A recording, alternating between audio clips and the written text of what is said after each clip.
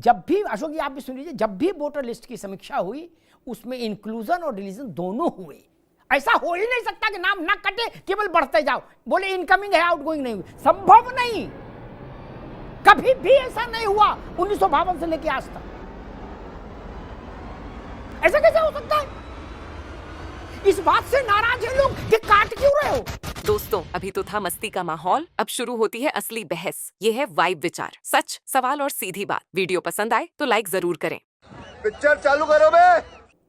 जोड़े जाओ। अब बोले जो नहीं रहे बोले उनको चलने दो, उनसे तुम्हें क्या दिक्कत है?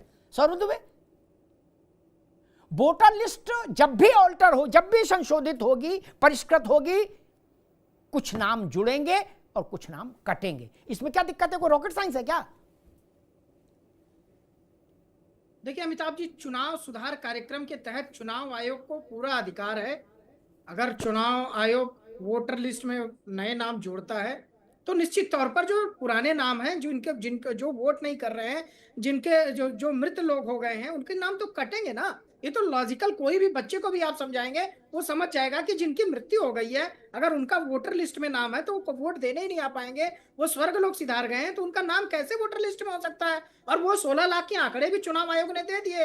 देखिए, मुझे लगता है कि कुछ पिटी हुई पॉलिटिकल पार्टियों और कुछ पिटे हुए पॉलिटिकल प्राणी, जो राजनीतिक प्राणी है, वो सिर्फ ये शोर मचाने का काम कर रहे हैं और एक नैरेटिव सेट कर रहे हैं। देखिए, मुन्ना खान जी ने बड़े आराम से कह दिया, एक अधिकारी के ऊपर आरोप लगा दिया।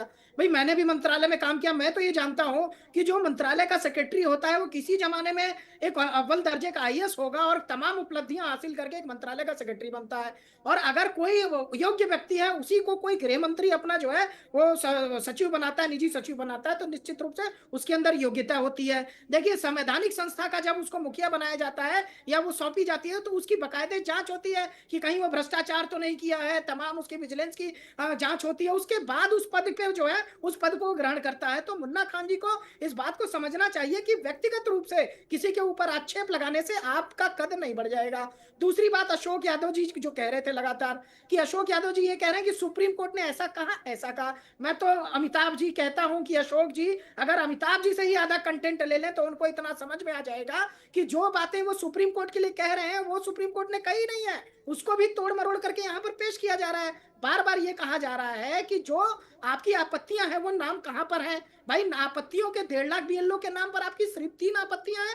और मैं कह रहा हूं कि देखिए, मैं तो शुरू से कह रहा हूं, ये एक नैरेटिव सेट करने की तैयारी है समाजवादी पार्टी और कांग्रेस की, आरजेडी की। इसलिए क्योंकि लोकसभा चुनाव में एक नैरेटिव सेट किया गया था कि भाजपा आएगी, लोकसभा, ये संविधान खत्म हो जाएगा, आरक्षण खत्म हो जाएगा। अब वही ठीक चुनाव के पहले एक तैयारी है इनकी, कहा जा रहा है कि नहीं भैया, वोटर लिस्ट से नाम काट दिए गए ताकि बिहार की जनता को सामने एक भ्रम का भूत खड़ा किया जाए। और भ्रम के भूत को आज जो है सुप्रीम कोर्ट ने तोड़ दिया। सुप्रीम कोर्ट ने कहा ठीक है, अब आधार कार्ड मान्य होगा। मैं तो कह रहा हूं, अभी भी जब सुप्रीम कोर्ट का फैसला आया उसके बाद आज आपकी 5 बजे की डिबेट में 3 घंटे का समय था, कम से कम कुछ आधार कार्ड अशोक यादव जी इकट्ठा करके लाए होते, कम से कम कुछ आधार कार्ड मुन्ना खान जी ले आए होते, अपने आरजेडी वहां सबसे बड़ी पार्टी है उनके मित्रों से मांग लिए होते, आपके चैनल पर ही पुख्ता सबूत दे दिए होते। करोड़ों लोग दर्शक है, कम से कम वो देख लेते।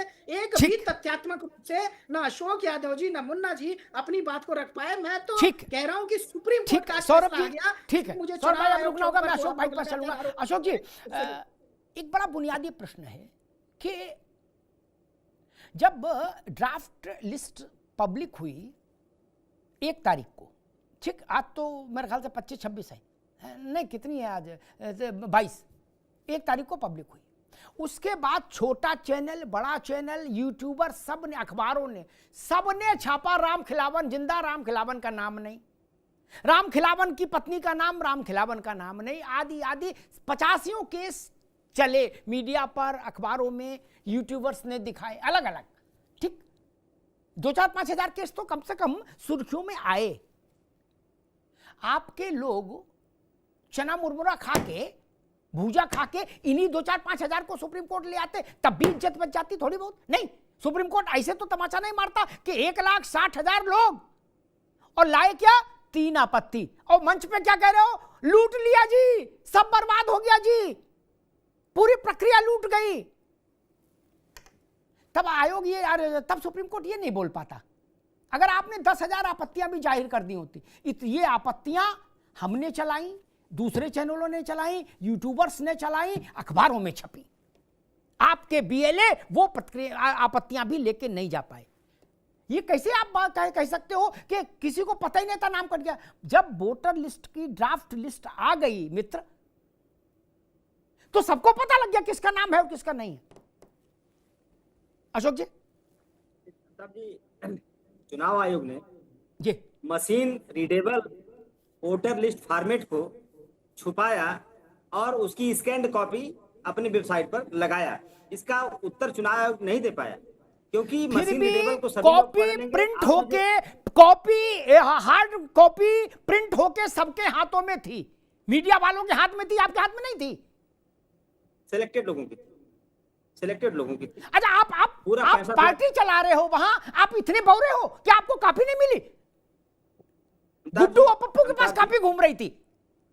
अमिताभ जी, आपके सारे सवालों का जवाब जो आप जानना चाह रहे हैं, वो सुप्रीम कोर्ट ने भी उस बात पर जो अपनी इच्छा जाहिर की है। जो भी राजनीतिक दल वहां पर बिहार में है, सब लोग सुप्रीम कोर्ट के आदेश को फॉलो करते हुए, पालन करते हुए, उसके आदेश पर जो भी आपत्तियां हैं, जो भी एफिडेविट है, सब वहाँ सबमिट करेंगे टाइम फ्रेम में। और अभी हमारे सौरभ भाई ने कहा कि कोई सबूत नहीं लेके आए, यहाँ करोड़ों दर्शक हैं। तो मैं तो देखिए, सबूत भी मैं हमेशा साथ में रखता हूँ। देखिए, हमारे राष्ट्रीय अध्यक्ष ने इसको ट्वीट पे लगाया था। इसमें हेडिंग में पढ़ता था, कुर्मी समाज के वोट की डकैती, पाल और बेलवंशी समाज के वोट की डकैती। ये सबूत है, एफिडेविट है। इसकी हार्ड कॉपी मैं दे दूंगा। अब दूसरा, मौर्य समाज और राजभर समाज के वोट की डकैती। ये देखिए दूसरा सबूत, मौर्य समाज और राजभर समाज के वोटों की डकैती। ये दो एफिडेविट में लेके आया हूँ। तो मेरे पास आप जो कहेंगे सारे सबूत मेरे पास है, मैं पूरा लेके बैठता हूँ। अच्छा, तीसरी बात आपने कहा कि शेषन साहब के बारे में मुझे कुछ बोलना चाहिए। देखिए अमिताभ जी, भाजपा क्या नारा लगाती है? शेषन साहब के बारे में राजीव गांधी के खिलाफ बोलना चाहिए कि उन्होंने ऐसा क्यों कहा कि टेल ईसी, हाँ, ईसी को बोलो इन डेट पर इलेक्शन होगा। बकौल शेषन। अमिताभ जी, भाजपा का नारा है, आरएसएस का नारा है, देश प्रथम राष्ट्र प्रथम, उसके बाद सब चीजें। लेकिन जब ये नारा लगाते हैं, उसी समय देश के लोकतंत्र को पैरों तले रौंदते हैं। अच्छा, इसका राजीव गांधी घटना से कोई ताल्लुक है? मैंने राजीव गांधी का विषय पूछा, आप कहां जा रहे हैं? महाराज चलो खैर, प्रणाम है। अरे बता तो रहा हूँ भाई, ये काम वो पार्टी कर रही है, ये काम वो पार्टी कर रही है जो का झंडा बुलंद करती है राष्ट्र प्रथम, देश प्रथम। वो पार्टी को मैं स्थिति बता रहा हूँ कि राष्ट्र प्रथम बोल करके राष्ट्र के लोकतंत्र को रौंदा जा रहा है। राष्ट्र प्रथम बोल के रुकना भाई, सौरभ रुक जाइए। अशोक जी ठीक है, मैं जानता हूँ। देखिए अशोक भाई ठीक है, मैं जानता हूँ बस 10 सेकंड राजीव गांधी पर टिप्पणी नहीं कर सकते, मैं जानता हूँ। नई चीज बता दे रहा हूँ, क्योंकि अभी अलायंस है, अलायंस टूट जाए तो कर सकते हो, आप में साहस है, लेकिन अभी नहीं करोगे। अभी तो मामला ऊपर से गड़बड़ा जाएगा। ठीक है, अभी नहीं बोलो, ठीक है। मैंने कई उदाहरण दिए, भारत के जितने मुख्य चुनाव आयुक्त बने वो किसी न किसी मंत्रालय में सचिव थे या किसी मंत्री के यहाँ ओएसडी थे, पीएस थे। कहां से लाओगे? वही ना लोग हैं। और जो लोग राजीव गांधी के समय में पीएमओ में थे या इंदिरा जी के समय में पीएमओ में रहे, वो उनके हटने के बाद भगा दिए गए? नहीं ना, वो भी भारत में कहीं ना कहीं पदों पर रहे ना। कैसा तर्क देते हो यार? कहीं तो कुछ मजबूत चीज लाओ। अशोक भाई ने कहा कि रीडेबल नहीं है। आप लोग तो अभी जवान हो, 70 साल के बूढ़े मैंने देखे यूट्यूबर्स को पूरी लिस्ट दिखा रहे, बोले भैया यहां देखो ये रामकली का नाम लिखा है और श्यामकली का नहीं लिखा है। उनके पास लिस्ट थी। राजनीतिक दल इतने बौरे हैं, इतने बउआ हैं, लिस्ट ही नहीं मिली हमें, क्या करें, कहां से लाए लिस्ट? और गली गली मारी मारी फिर रही थी ड्राफ्ट लिस्ट बिहार में। यूट्यूबर्स हाथ में लिए घूम रहे थे, चैनल के रिपोर्टर्स हाथ में लेके जा रहे थे बूथ वाइज। कहां से आई लिस्ट? अजब बना दिया माहौल, बोले लिस्ट ही नहीं है, लिस्ट ही नहीं आई। मुन्ना खान साहब, जिस हलफनामे से आप इतना चिढ़ रहे थे, मुंह का स्वाद आपका कसैला होता था हलफनामे का हाथ सुन के। सुप्रीम कोर्ट ने कहा 8 तारीख को हाजिर होना जब फिजिकली, तो हलफनामे के साथ आना होगा। ये नहीं चलेगा कि मैं एक ही बार शपथ लेता हूं लोकसभा में या राज्यसभा में।